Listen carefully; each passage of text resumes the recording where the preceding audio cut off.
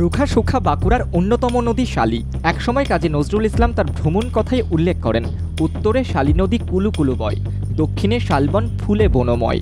এখন সেই শালী জলে টইটম্বুর।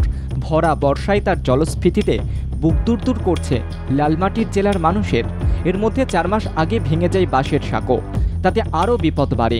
ভরা নদী দিয়ে যাতায়াত করতে হচ্ছে পাত্রসায়রের মানুষদেরকে।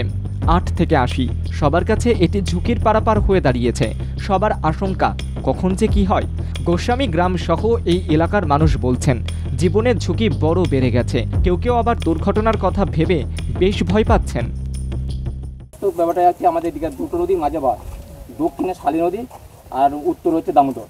যখন বান বন্যা হয় তখন আমাদের ভয়ে মেয়ে ছেলে বেটা ছেলে বা প্রত্যেক মানুষকেই ভয়ে আতঙ্কের দিন কাটাতে হয়। এমনকি রোগ জ্বালা হলে ভগবানের উপর ভরসা করে ওই বেঁচে থাকতে হয়। নৌকা করে কোনো নম্বর পারাপার করতে হয়, প্রসূতি মাকেও সেই ভয়ে জীবন কাটাতে হয়। নদী পারাপারের জন্য একসময় ভরসা নৌকা।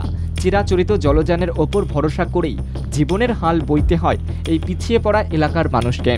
বর্তমানে গ্রাম বাংলার নানা অংশের মতোই বাঁকুড়াতেও পড়াশোনার প্রতি আগ্রহ বেড়েছে।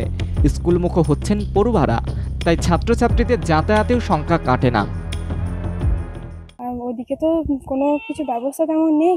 এদিকটাতে নৌকাতে পেরোতে হয়, আবার নৌকাতে এতজন একসঙ্গে নিয়ে সবসময় সম্ভব নয় পেরোনো, আবার অনেক ধাপে পেরোতে হয়। এবার সময়েরও তো ব্যাপার আছে, এবার সময়টা নিয়ে অনেকটা পেরোতে হয়। আর ভয় বলতে, নদীর জল অনেক বেড়ে গেলে তখন তো ভয় হবে। সবাই তো আর সাঁতার তো জানে না, আবার পড়ে গেলে তার সমস্যা আছে তো বটেই।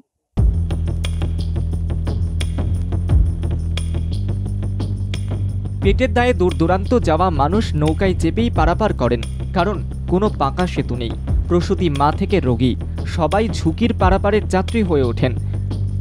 স্থানীয় বাসিন্দাদের দাবি, গোস্বামী গ্রাম, মামুদপুর, শালখাড়া, বৈকুণ্ঠপুর, ফরিদপুর সহ 8 থেকে 10টি গ্রামের স্কুলের ছাত্রছাত্রীদের স্কুলে যাতায়াত থেকে শুরু করে কোনো রোগীকে হাসপাতালে নিয়ে যেতে গেলে প্রতিদিন একরাশ আতঙ্ক নিয়ে নদী পারাপার করতে হয়। তাই দ্রুত শালী নদীর ওপর একটি পাকা সেতু তৈরি করার দাবিও জানিয়েছেন তারা। কিভাবে এই ঝুঁকির পারাপারে জ্যোতি টানা যাবে? ওই জায়গাতে আমরা যে নৌকো ফেরিতে চলাচল করছে সেখানে যাতে করে লাইফ জ্যাকেট সমেত অন্যান্য সেফটি টুলসগুলো ওরা অবশ্যই মেনটেন করে, তার জন্য আমরা টিম পাঠাচ্ছি এবং ওদেরকে আমরা এনশিওর করাবো।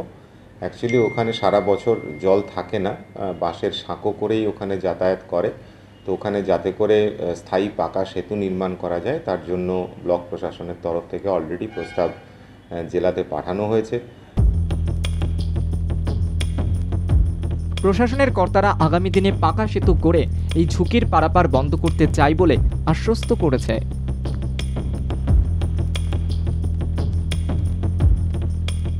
কৈলাস বিশ্বাসের রিপোর্ট, বাংলা জাগো।